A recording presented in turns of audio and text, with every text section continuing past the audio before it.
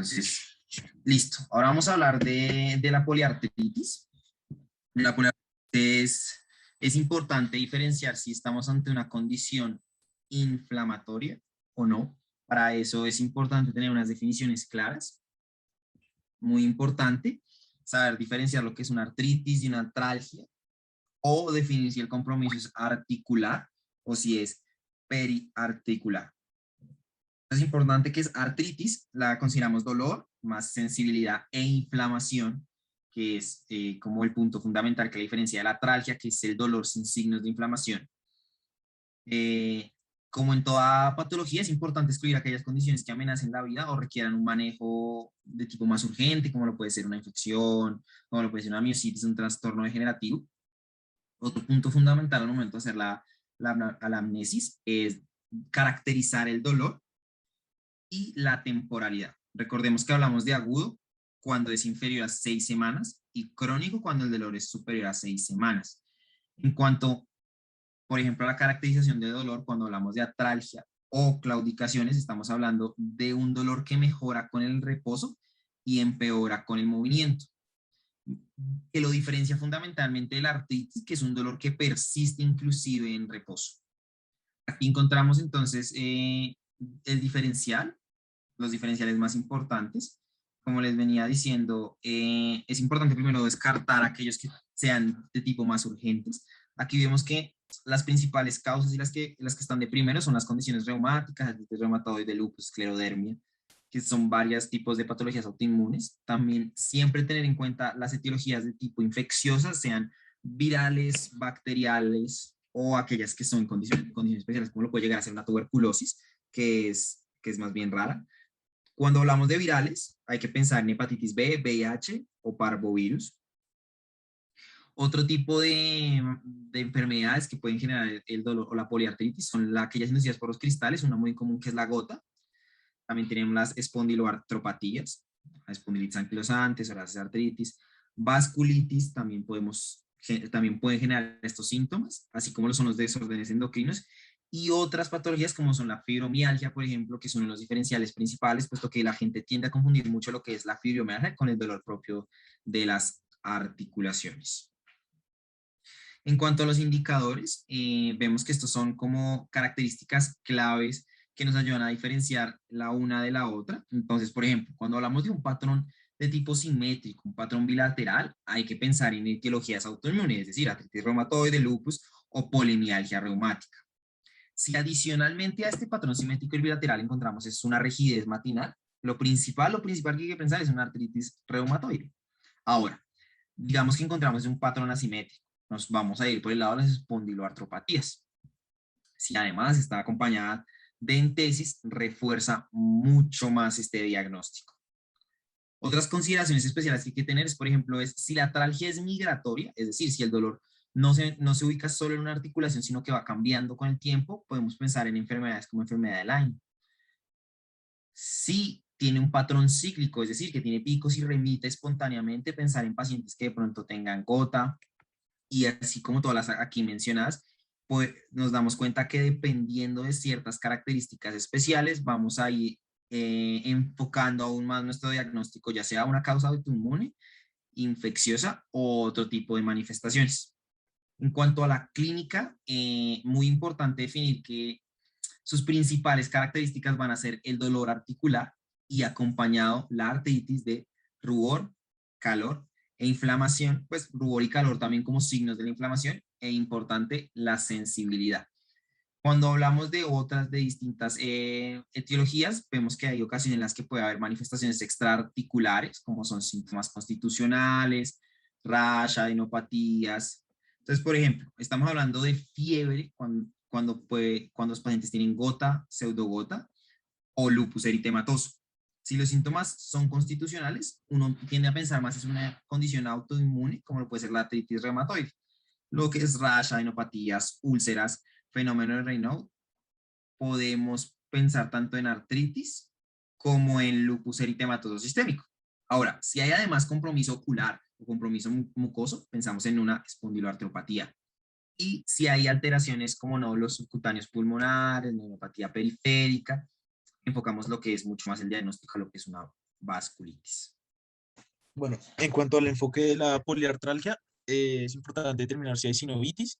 Si no hay sinovitis, pero hay puntos de sensibilidad, se debe considerar una fibromialgia, una bursitis o una tendinitis.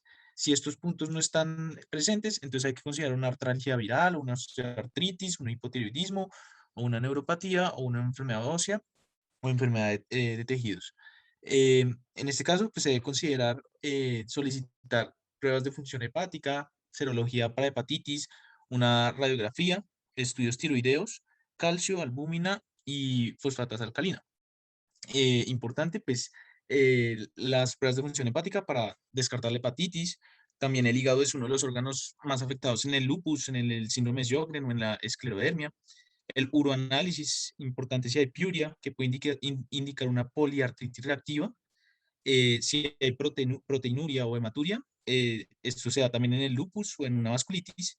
Importante, si hay sinovitis, ya hay que determinar si los síntomas duran más de 6 semanas, o sea, si es crónico, y ahí se considera una condición reumática sistémica, y ahí se debe solicitar el cuadro reumático completo, la eritrosedimentación, factor reumatoide, ANA, función renal, la función renal, que en el lupus y en la vasculitis es muy común que haya insuficiencia renal aguda. Importante la aspiración de la articulación. Ahora, si los síntomas son menores a 6 semanas, también se debe considerar una condición sistémica reumática, pero de inicio temprano, o una artritis viral. Listo. Entonces, en cuanto a los laboratorios, como ya comenté, la proteína C reactiva y la eritrosedimentación son pruebas que se solicitan porque son marcadores, aunque son marcadores no específicos de inflamación, son muy importantes para el diagnóstico de estas condiciones reumáticas. Se aumentan en estas condiciones reumáticas, pero también se aumentan en la infección o en la malignidad. Se prefiere la proteína C reactiva que la eritrosedimentación, porque la eritrosedimentación también se eleva en condiciones no inflamatorias como la diabetes, la falla renal o la disproteinemia. También es importante solicitar anticuerpos antinucleares, sobre todo para el lupus, aunque es importante recordar que 5 o 10% de la población con ANA no tienen condiciones reumatológicas. Eh, el factor reumatoide es otro que se debe solicitar, aunque es un marcador no específico, porque se encuentra en la artritis reumatoide, en el síndrome de Sjögren, en el lupus, en las vasculitis e infecciones crónicas como la hepatitis C y la tuberculosis. Y es importante resaltar que 20% de pacientes con artritis reumatoide no tienen este factor reumatoide, y 5 a 10% de personas que tienen el factor reumatoide no tienen artritis reumatoide. Ahora, el ácido úrico se debe medir para el diagnóstico de gota. Importante es que la medición, pues digamos, durante el ataque gotoso puede resultar en niveles normales o incluso bajos. Por último, el análisis de líquido sinovial se debe hacer una tinción de Gram, cultivo, un conteo celular y la microscopía. Si en la microscopía se ven cristales úricos negativamente birrefringentes, ya ahí se diagnostica la gota. Si en el cultivo se detectan bacterias, pues guiará la antibiótico terapia. Sin embargo, todo paciente que se presente con fiebre y efusión articular se tratará empíricamente como una artritis séptica. Bueno, como ya comentamos, el análisis del líquido sinovial, importante resaltar que si es más de 2.000 células, se considera inflamatorio. Si es más de 50.000, se considera infección.